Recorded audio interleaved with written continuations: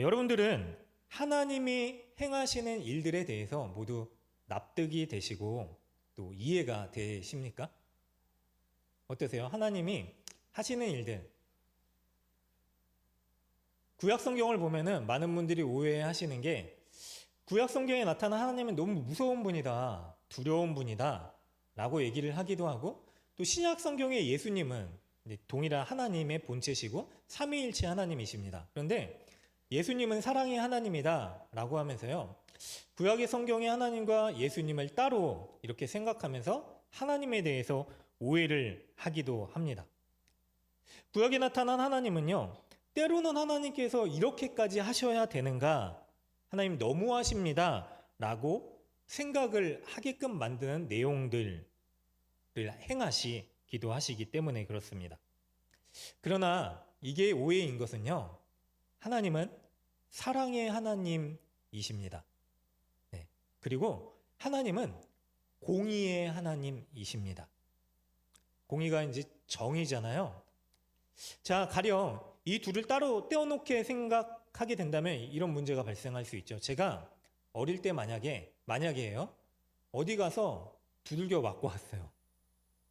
근데 저희 아버지가 보시고, 우리 아버지는 사랑이 많으신 아버지이시기 때문에 맞고 온 아들을 보고 또 우리 때린 친구를 보면서, 오, 나는 사랑이 많은 아버지니까 괜찮아, 때릴 수도 있지, 이러면 자녀 입장에서는 그 아버지의 사랑을 경험할 수 없고 부당하게 생각할 거예요.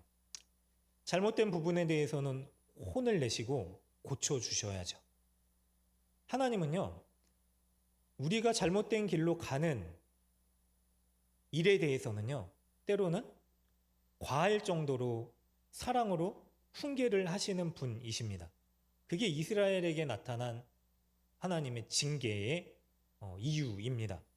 그러나 하나님께서는 징계만 하시는 게 아니라요, 결국 우리의 죄로 인하여서 우리가 당해야 될 심판을요, 우리를 사랑하셔서 우리를 그냥 두지 않으시고 하나님이 대신 짊어져 주셨죠. 대신 값을 치러 주셨어요. 어떻게 하셨죠? 십자가의 죽으심으로 말미암아 우리가 치러야 될 죄값을 예수님이 대신 치러 주신 거죠. 왜 그러셨을까요? 사랑하기 때문에, 사랑하시기 때문에 그렇습니다. 여러분, 우리가 사랑받을 만하면은 그게 납득될 수도 있어요. 우리가 구약의 무서운 하나님에 대해서 하나님 참 이상하시다, 무섭다라고 생각하는 게 납득이 되지 않잖아요. 근데 무서운 하나님에 대해서는 그렇게 생각하지만 하나님의 사랑에 대해서는요, 나는 그럴 만한 가치가 있다? 아니면 당연히 하나님 그러셔야지 라고 생각을 해요. 근데 사실 하나님의 사랑이 더 용납할 수도 없고 납득될 수도 없는, 말도 안 되는 사랑입니다. 그래서 하나님은요, 그 사랑 때문에 우리에게 아낌없이 자신을 내어주시고요, 그리고 우리의 죄악에 대해서는요, 무섭게 징계하시고 바른 길로 세우시기를 원하시는 하나님이십니다. 사랑 때문에 그렇게 하신 것이죠.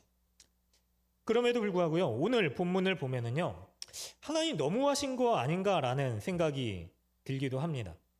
심지어는 당황스럽고 또 화도 나기도 합니다. 중요한 거는 왜 우리가 이런 생각이 드냐면은, 하나님이 왜 이런 일로 인해서 이렇게까지 하시는가? 자, 뭔가를 잘못한 거는 알지만 제사장으로서 이렇게 할 수도 있는 건데 그거 잘못했다고 이렇게 불로 심판을 하시는가? 라고 생각을 하기도 하는데, 그 이유가 있습니다. 왜 그런 생각이 들까요? 바로 하나님의 말씀보다요, 내가 생각하는 것이 더 옳다라고 생각하기 때문에 그래요. 여러분, 그랬더니 하나님의 말씀이요, 사사롭게 들리는 거예요. 사실 하나님의 말씀은요, 하나님 말씀으로도 세상을 창조하셨잖아요. 하나님의 말씀은요, 말씀 자체의 권위와 능력이 있으세요. 그런데요, 제사장이 하나님의 말씀을 경히 여긴 사건이기 때문에요. 하나님이 무섭게 심판을 하신 것입니다. 사랑하는 여러분, 오늘 우리가요, 이렇게 무섭게 심판하시지만은요, 하나님께서 그럼에도 불구하고 우리에게 어떠한 사랑을 주셨는지를 우리가 말씀을 통해서 또 살펴보고요. 우리의 삶의 기준, 저 사람의 생각이 아니라요, 우리의 모든 판단과 분별의 기준을요, 하나님의 말씀 앞에 바로 세울 수 있는 은혜가 우리 가운데 있으시기를 간절히 바랍니다. 네, 오늘 이야기의 배경을 그렇습니다. 하나님이 이스라엘 백성들을 출애굽시키세요. 애굽의 종으로 살았고 너무나 극심한 고통 가운데 부르짖음이 상달돼서 하나님이 들으시고 그들을 구원해 주셨습니다. 그런데 하나님이 왜 이스라엘 백성들을 여러 가지 이 기적을 통해서 구원을 해 주셨을까요? 여러분 아십니까?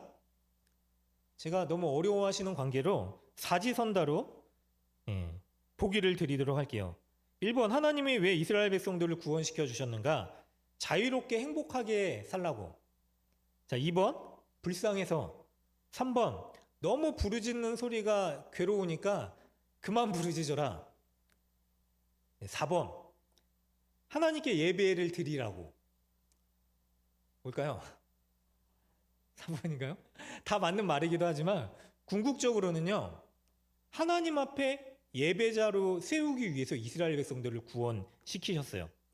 왜냐하면 출애굽기 3장 12절에 보면은요, 하나님이 모세를 부르시고 이렇게 명령을 하세요. 내가 반드시 너와 함께 있으리라. 내가 그 백성을 애굽에서 인도하여 낸 후에 너희가 이 산에서 하나님을 섬기리니 이것이 내가 너를 보낸 증거리라.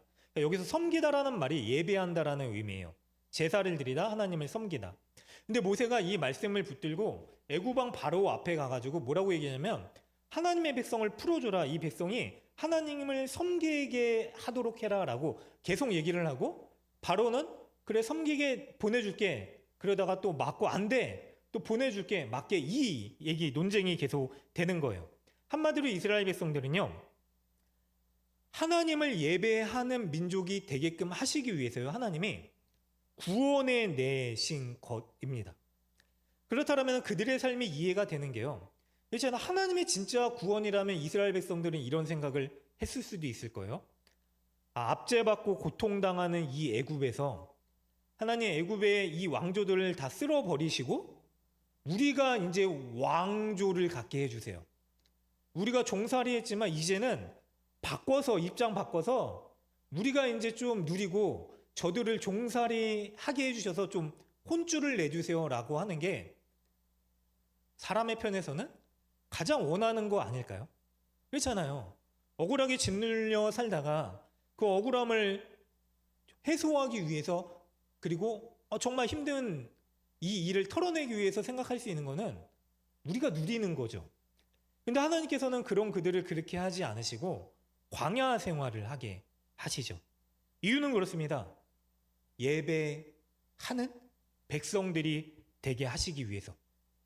그래서 출애굽기 뒷부분에 보면은 율법을 주세요. 어떻게 예배해야 되는가. 그리고 성막을 만드는 것도 가르쳐 주시죠.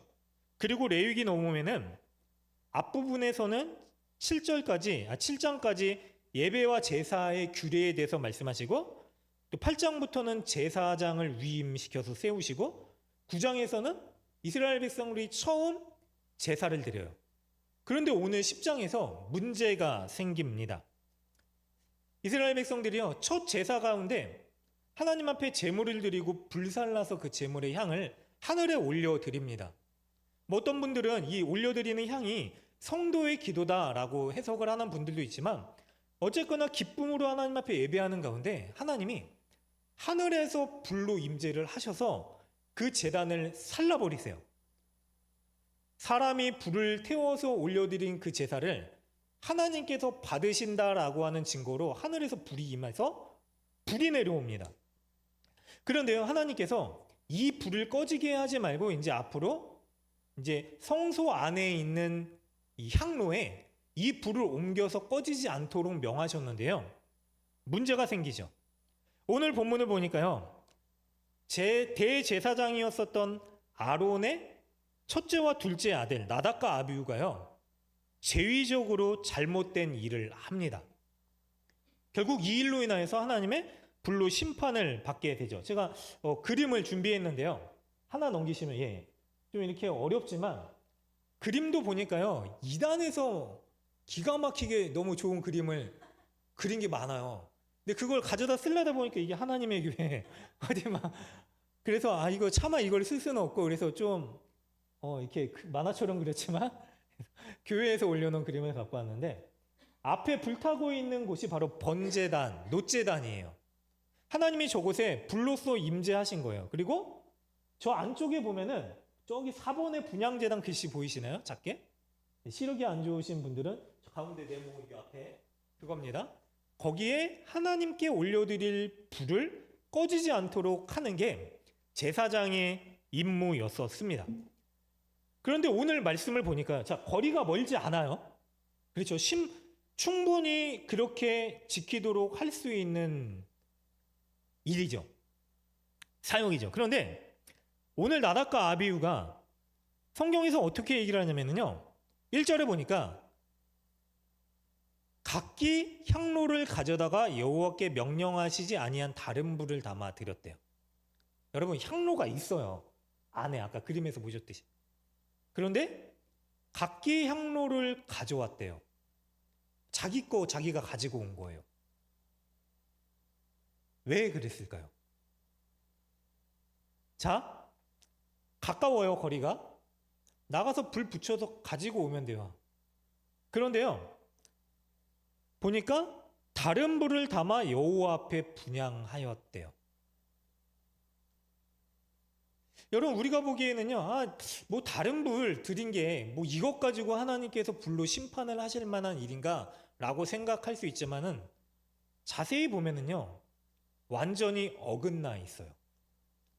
자, 하나님께서 계속해서 이스라엘 백성들에게 가르쳐 주시고 그 규례대로 예배를 드리도록 말씀하셨어요.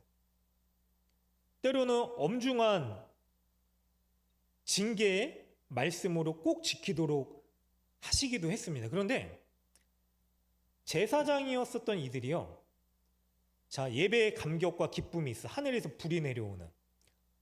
근데 이 기쁨을 누리자마자 8일 뒤에 전혀 하나님이 의도하지 않은 방법으로 예배를 드리고 있었던 거죠. 이런 것 같아요. 제 짧은 소견으로는 보니까 이들이 하나님이 원하시는 무언가를 내가 드리기보다는 이 일을 통해서 백성들을 위해서 죄를 사하는 제사이기도 했고, 하나님과의 관계를 회복시키기 위한 제사이기도 했고, 특별히 불이 내려왔어요. 능력을 본 거죠. 그러니까 이제 그 불을 나에게 주십시오라고 생각을 한 것일 수도 있겠다는 생각을 합니다. 나의 화로를 가지고 와서 나에게 불을 내려 주십시오. 자, 하나님의 불이 아니라요, 다른 불이래요. 아마 자기가 준비한 불이겠죠.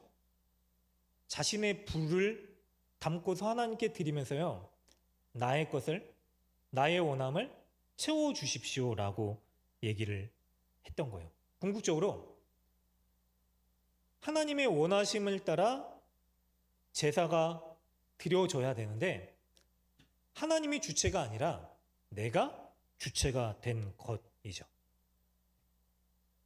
여러분, 예배가 무엇일까요?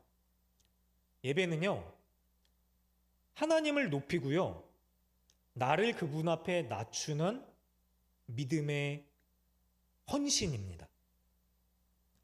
그래서요, 우리가 드리는 이 주보 순서지에도 있지만은요, 모든 예배는요, 예배의 순서는요, 나를 하나님께 드리는 거에 초점을 맞춰져 있어요. 예배 순서가. 그래서요, 가급적 앞부분의 곡을 택할 때에도요, 하나님의 영광을 높이는 곡을 택해요. 그리고 사도신경, 신앙고백, 회개의 기도뿐만이 아니라 하나님 앞에 나를 드리기 위한 내용들이 나오고, 또 헌금은 뭘까요? 하나님 앞에 내 삶을 드리겠습니다라는 결단. 말씀은 하나님 앞에 나를 맞추겠습니다. 그리고 맞춰진 내가 이제 나아가서 하나님으로 채워져서 살아가겠습니다. 라는 결단을 하게 되는 것이죠. 그래서 예배는요, 나를 높이는 게 아니라 하나님을 높이는 행위예요. 영어로 보면은요, 우리가 예배를 영어로 어떻게 생각할 수 있을까요? 워십이라고 표현할 수도 있지만은요, 사실 성경에 나오는 예배는요, 서비스예요. 원함을 채워주는? 그러니까 하나님께 드려지는 거예요. 그래서 이사야서 43장 21절에는 우리를 지으신 창조하신 이유에 대해서 뭐라고 말씀을 하시냐면, 이 백성은 내가 나를 위하여 지었나니 나의 찬송을 부르게 하려 함이라 라고 말씀을 하세요. 나를 예배하기 위해서 지었다. 자, 웨스트민스터 소요리 문답 인생의 제일 되는 목적이 무엇인가? 그러니까 소요리 문답은 뭐냐면 질문을 하고 그에 대한 답을 통해서 이 신앙에 대해서 가르쳐주는 교리 책이에요. 거기 보면 사람의 제일 되는 인생의 목적이 무엇이냐? 보니까 하나님을 영화롭게 하고 그분을 영원토록 즐기는 거. 이게 바로 예배예요. 하나님을 영화롭게 하는 것.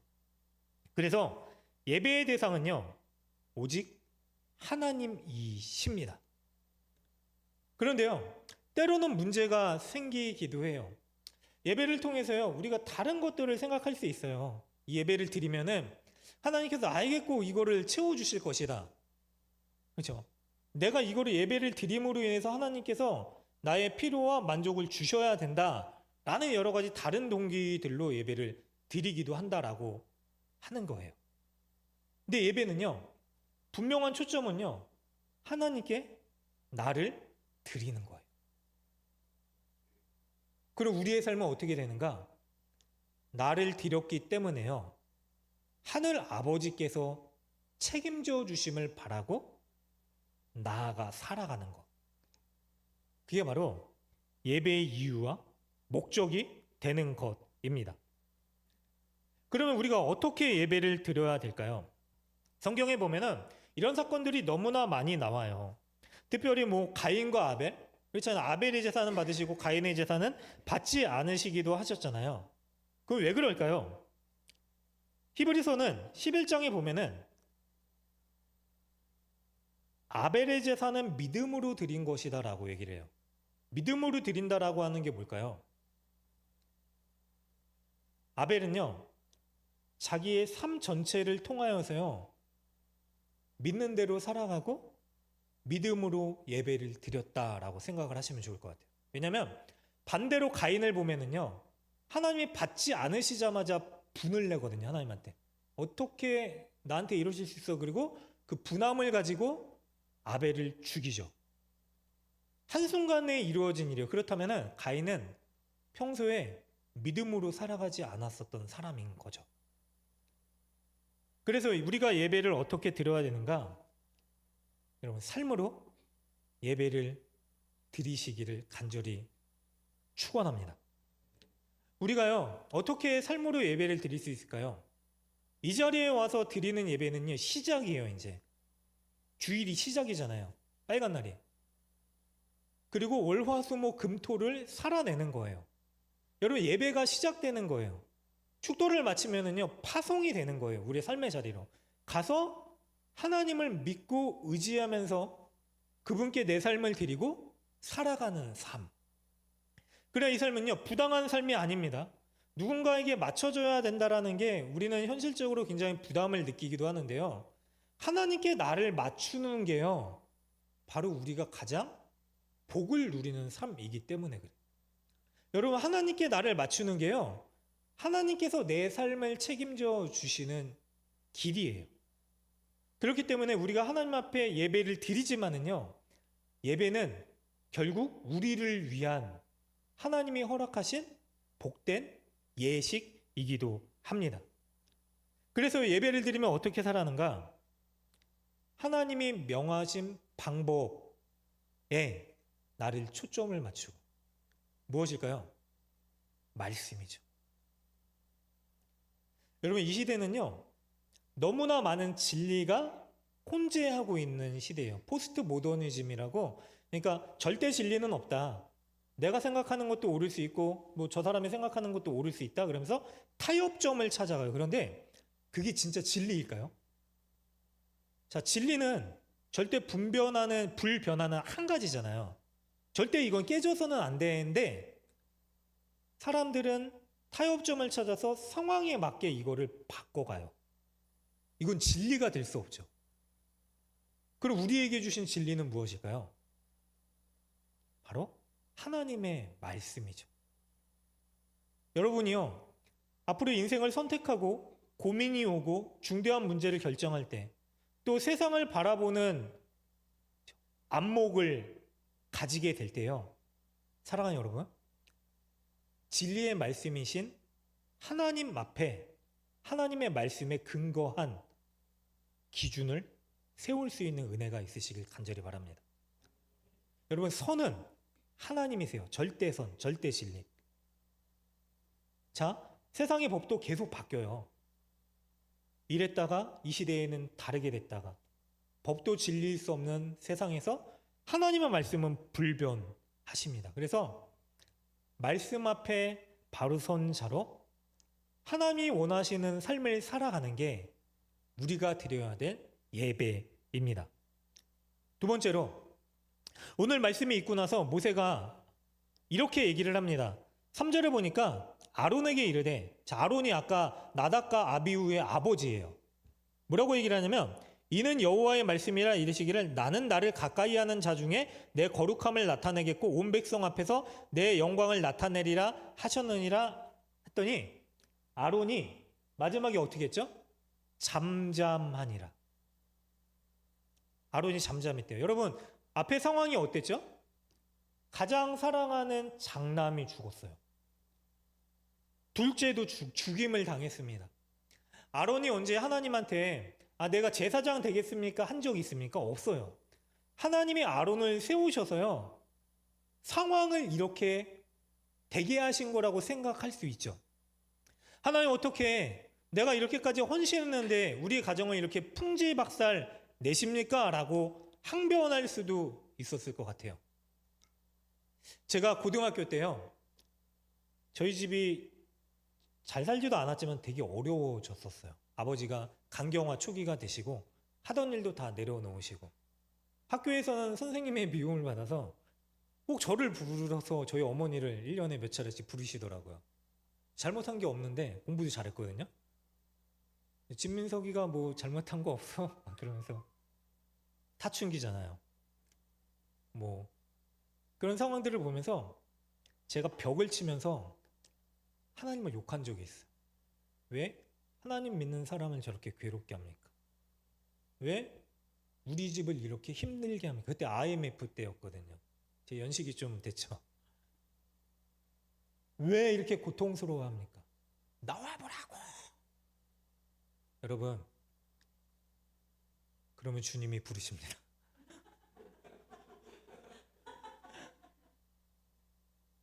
그건 아니고 하나님의 사랑을 깨닫게 하시기 위해서 부르셨던 것 같아요.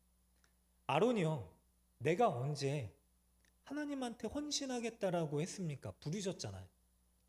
그런데 아론의 반응이요, 자녀를 잃고 나서도 잠잠하다. 어떻게 잠잠할 수 있었을까요? 여러분, 우리의 감정과 괴로움까지도요, 하나님 앞에 내어 맡길 수 있는 게 바로 우리가 드릴 예배가 아닌가 생각됩니다. 제가 청소년 사역과 청년 사역을 할 때, 그러니까 청소년 사역을 꽤 오래 했거든요. 7년 정도를 했어요. 특히 중학생들 얼마나 말 안 듣습니까? 얘기를 해도 안 들어요. 그래서 제가 막 소리를 지르면서 막 무릎도 꿇리고 애들이 좋은데, 한 번은 어떤 청년 자매가 저한테 물어보더라고요. 저희 교회 안 다니는 다른 청년인데, 목사님 예배에는, 목사님이 그때 전도사님이 집례하는 예배에는 감격이 있습니까? 근데 제가 가만히 생각해 봤어요. 중학생들 지들 멋대로 하고 누워있고 뭐 앉아있고, 그래서 예배 드릴 때 우리가 처음에 찬양하면 다 일어나 그래요. 제가 야 일어나, 안 일어나, 빨리 안 일어나, 그러면 그제서 힘들어 죽겠는데 예배 이제 말씀 시작할 때 앉아 그러면은 아 일어나려면 왜 또 앉으라 그래. 감격이 있겠습니까? 근데 그 아이들이 그 자리에 나온 것 자체가 예배예요. 그래서 축도할 때 오는 애들도 있어요. 그러면 진짜 속이 들끓죠. 그런데 잘 왔다. 그래, 네가 할 수 있는 열심을 낸 거다. 잘 왔다. 그래도 잘 왔다. 주님 널 기뻐하신다. 예배예요. 여러분 예배 가운데요. 꼭 우리의 마음이 채워지고 맞춰져야 되는 게 아니에요. 감격이 있으면 좋습니다. 우리가 진짜 하나님을 경험하면은요. 하나님이 주신 은혜와 감격이 차올라요. 앞부분에서 이스라엘 백성들이 제단의 첫 제사를 드릴 때 하늘에서 불이 내려왔어요. 이스라엘 백성들은 막 환호했습니다. 우와 하면서 함성을 질러요.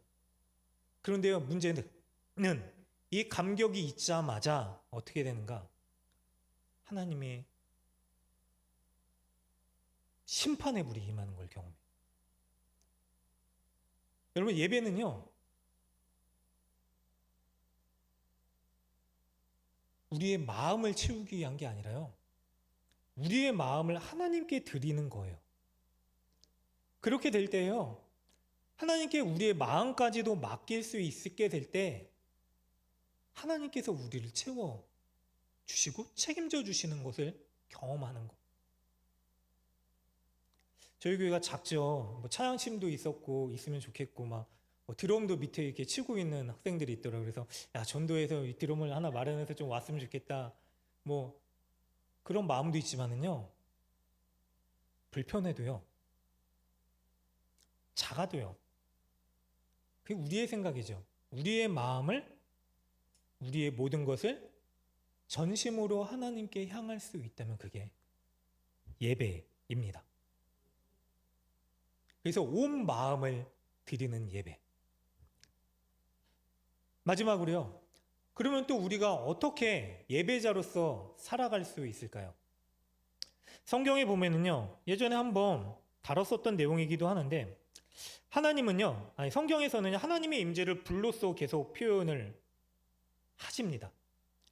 그래서요, 신명기 9장 3절에 보면은 오늘 너는 알라 내 하나님 여호와께서, 여기는 없습니다. 제가 읽어드릴게요. 여호와께서 맹렬한 불과 같이 내 앞에 나아가신지 여호와께서 그들을 멸하사 내 앞에 엎드려지게 하시니 여호와께서 내게 말씀하신 것 같이 너는 그들을 쫓아내며 속히 멸하리라. 자, 하나님의 은혜의 불이었어요 처음에는. 근데 이게 심판의 불로 바뀐 상황이잖아요. 아닥과 나비우, 그렇죠? 그런데요, 성경에서는 많은 경우 하나님의 임재를 이 불로써 표현하는데 심판의 불로 표현합니다.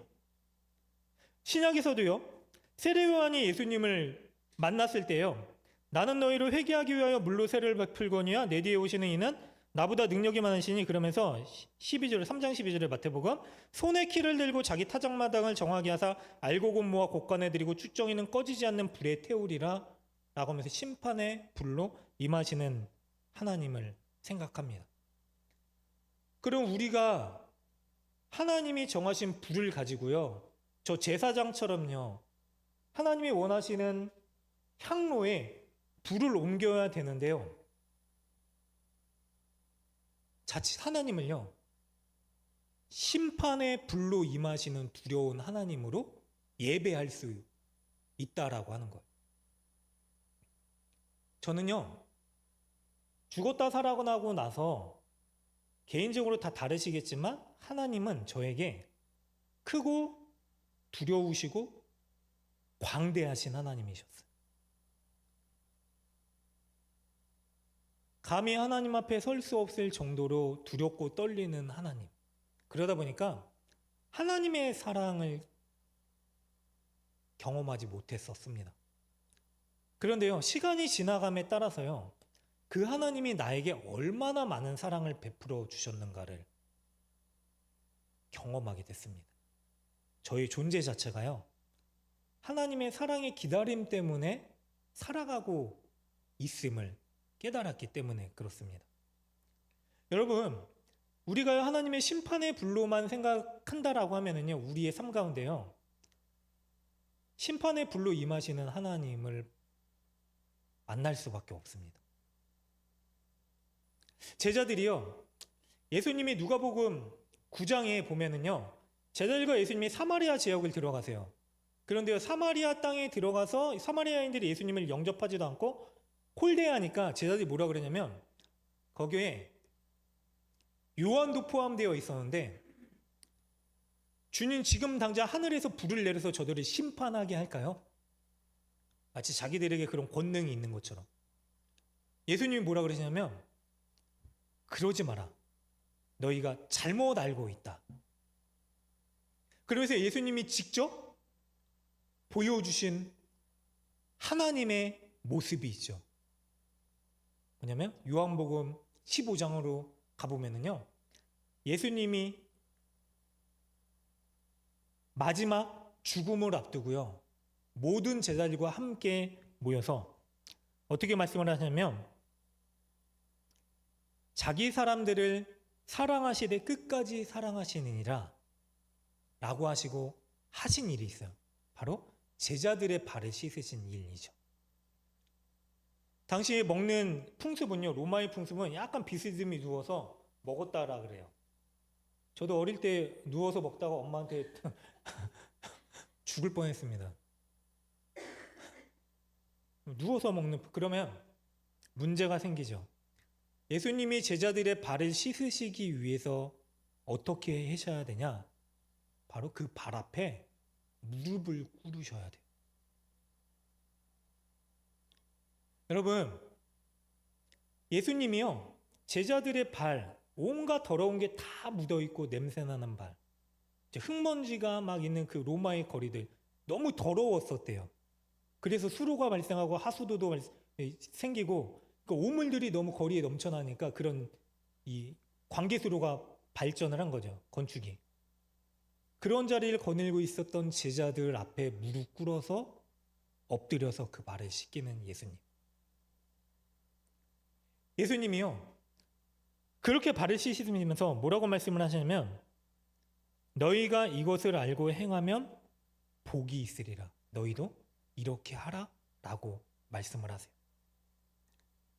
여러분, 저는 이 말씀을 읽을 때마다요, 이 말씀이 너무 읽기 싫어서 그냥 넘길 때도 있었어요.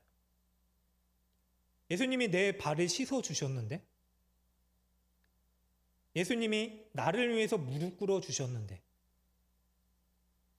예수님이 저에게 하시는 말씀이 느껴져서요, 생각나서요, 이 말씀이 너무 힘들 때가 있어요. 나도 다른 사람들이 화를 내면은 누구보다도 불이 있는 사람인데, 더 큰 불로써 대응할 수 있는데, 아예 살라버릴 수 있는데, 그런데 예수님이 제 앞에 무릎 꿇으셔서요, 뭐라고 말씀을 하시냐면요, 민석아, 내가 너 앞에 무릎을 꿇고 너를 올려다본다. 내가 너를 존귀하고 영광스러운 자로 보고 있다. 뭐가 부족하냐? 민석아, 네 발로 누군가를 밟으려고 하고 있니? 내가 너 발을 붙들고 씻고 있다.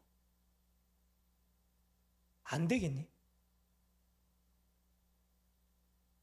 내가 너를 이렇게 영화롭고 존귀하게 여기고 너 앞에 무릎 꿇고 너를 위해서 나를 내려놓을게.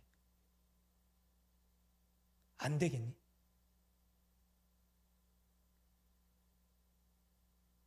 여러분, 히브리서에 보면은요, 하나님은 그의 사역자들을 불로 삼으시니라 라고 하신 말씀이 있어요. 제가 여러 번 이 말씀을 드리면서, 이 불에 대해서 말씀을 드리면서요, 그럼 이 불은 무엇인가? 우리가 가서 우리를 힘들게 하고 어렵게 만든 환경 가운데 하나님 불을 내려주셔서 살라주십시오?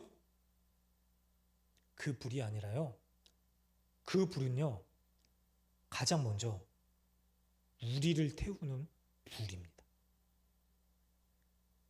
여러분, 하나님께서 이 예배를 기다리고 찾고 계시는 거예요. 그분이 불꽃이 되어셔서요, 그분 자신을 우리의 죄로 인하여서 불태우시고요, 이제는 그 불을 가지고 나아가는 그리스도의 향기를 살라야 되는 사람들에게요, 나의 십자가를 지고 자기 십자가를 지고 나를 따르라. 네가 불꽃이 되어라. 내가 너를 위해 불태워졌다 라고 말씀을 하시는 겁니다. 그래서 이 불은요, 심판의 불이 아니라요, 살리는 불입니다. 성령의 불입니다. 생명의 불입니다. 여러분, 그렇게요, 우리가 하나님이 원하시는 불꽃 같은 그리스도인으로서 그리스도의 사랑의 향기를 우리 모든 삶을 통하여서 올려드릴 수 있는 저와 우리 모두가 되시기를 주님의 이름으로 간절히 축원합니다. 우리 다 같이 자리에서 일어나셔서요,